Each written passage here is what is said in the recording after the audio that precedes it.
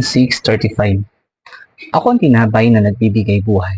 Ang sino mang lumalapit sa akin ay hindi magugutom kailanman, at ang sumasampalataya sa akin ay hindi mauuhaw kailanman. Mga kalingkod, sinasabi po ng verse na ang ating Panginoon ay kailangan natin sa buhay, sapagkat siya lang ang magbibigay sa atin ng seguridad na walang hanggang kabusugan. Kabusugan sa salita ng Diyos, or pagkaing espiritual. Higit sa lahat, ang salita ng ating Panginoon.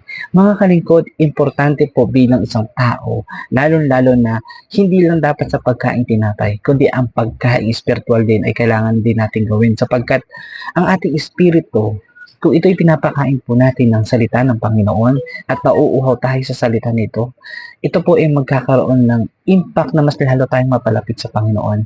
Dahil kung tayo po ay malayo sa Panginoon, hindi po natin mauunawa at maiintindihan ang kahulugan ng buhay. Sapagkat ang buhay po, mga kalingkod, ay umiikot po para sa Panginoon, dahil nilikha po tayo ng ating Panginoon para sa Kanya. Para siya paglingkuran, para siya ay sundin at gawin ang mga bagay na gusto niya, sapagkat yun po ang purpose natin sa buhay. Di ba?